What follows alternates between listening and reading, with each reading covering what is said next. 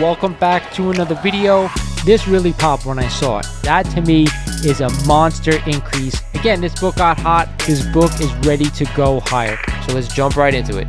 We are back today with another statue review from Diamond Select Toys. Without further ado, let's get into the review.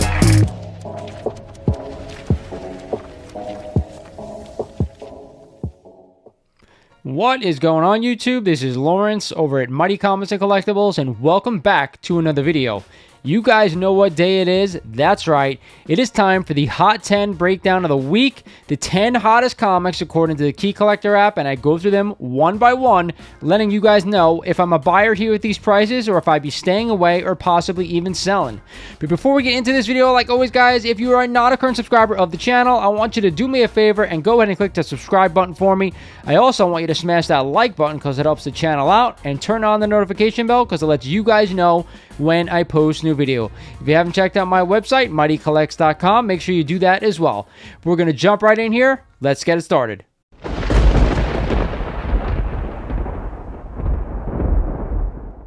At number 10 this week is a copy of Fantastic Four number 50 and the third appearance of the Silver Surfer and this awesome classic brown cover.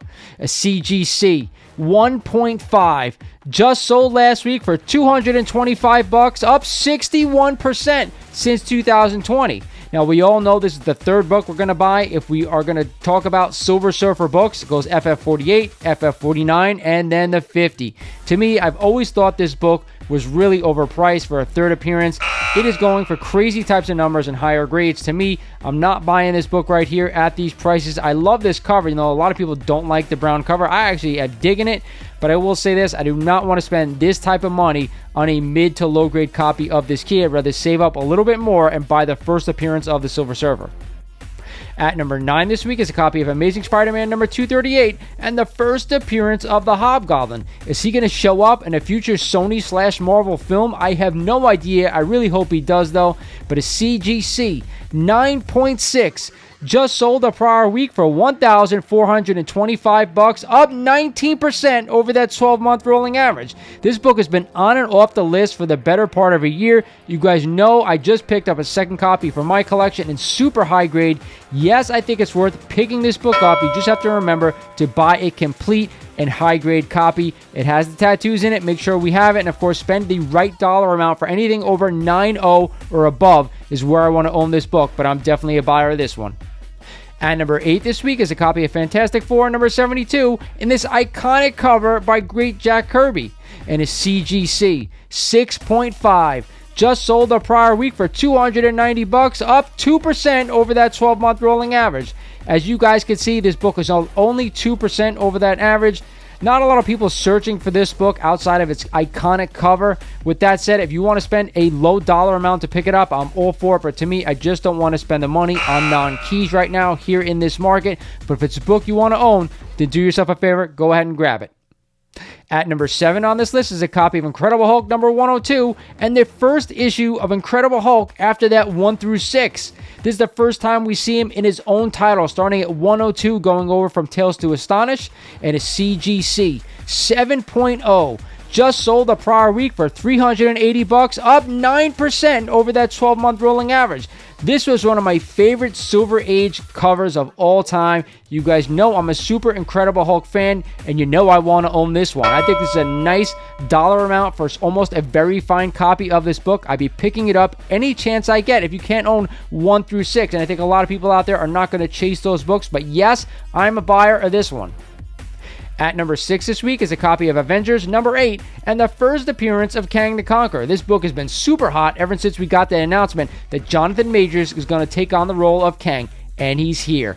And a CGC 4.0 just sold the prior week for $1,298, up 30% over that 12-month rolling average.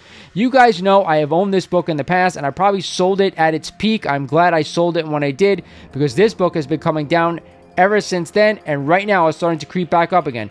I told you guys in one of my Copper Drop episodes, if this book starts to drop even further, I would go ahead and pick it up, but for right now, it's still a little bit too high at this grade for me to add it back into the collection. So this is a no, but it's a no for right now, guys.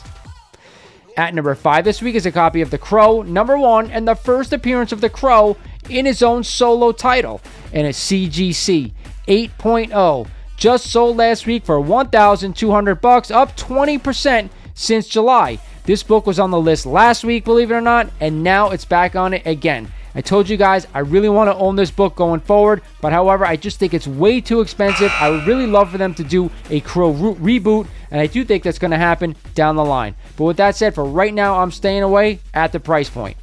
At number 4 this week is a copy of Avengers number 69, and the first cameo team appearance of the Squadron Sinister, which includes Hyperion, Dr. Spectrum, Nighthawk, and Whistler. I'm not really familiar with any of these characters, but I do know Henry Cavill is rumored to play one of these characters in a CGC 7.5. Just sold last week for $250, up 25% since 2021. To me, my unfamiliarity with this book keeps me from buying it. I think it's too much money to spend on a book I'm not really familiar with. I'd rather take that $250, even though it is a nice high-grade copy, and put it towards something that I am familiar with. I'm staying away. I'm not jumping in on these rumors for these characters. I just don't know if Disney's going to use them. Regardless, this book is not for me, guys. At number 3 this week is a copy of Secret Wars number 8 and the origin of the symbiote costume, and a CGC 9.6.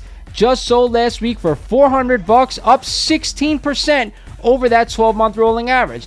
I have been talking about this book for the better part of a couple of years. I think this is a foundational book that everyone should own in their collection. I own it. I own multiple copies, and I am a huge symbiote fan at that. I think this book is still ripe for the taking, except I'd be looking for a 9.8 or higher. I think at a 9.8, because there are a lot of copies out there, I think most of the people out there want to jump at that book at that price. But yes, I'm a buyer regardless of this nice Copper Age key.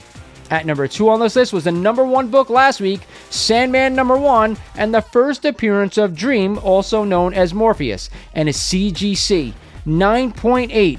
Just sold last week for $1,100, up 3% over that 12-month rolling average. I told you guys I wasn't a buyer last week or the week before, and I'm still not a buyer now.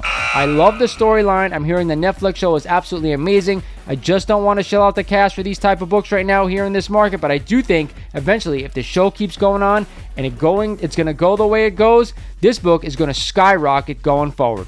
And at the top spot this week, guys, is a copy of Web of Spider-Man number 118 and the first appearance of Ben Reilly as the Scarlet Spider, and a CGC 9.6.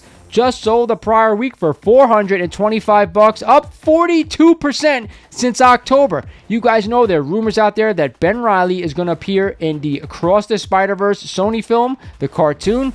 I'm really looking forward to that film, and I hope it does happen. However, there's no way in hell I'm spending $400-something on a 9.6 copy of this book. You can go out and get this book for about $20 and probably mid to lower grade, maybe very fine grade. There's no way I'm spending $400 on a high grade copy of it. I think Ben Reilly's cool, not one of my favorite Spider-Men, so there's no way I'm spending that kind of money on this book. With that said, guys, this is the Hot 10 breakdown of the week. I hope you enjoyed this one. A bunch of new books on the list this week, guys, which I'm getting excited for.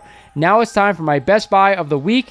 And without hesitation, on this list is one of my favorites, Incredible Hulk number 102, that first solo Hulk title after 1 through 6. I'd be picking up this book any chance I could at such a low price for a really nice high-grade copy. I hope you enjoyed this video, guys. This is Lawrence over at Mighty Comics and Collectibles saying thank you for watching, and I'll talk to you guys soon.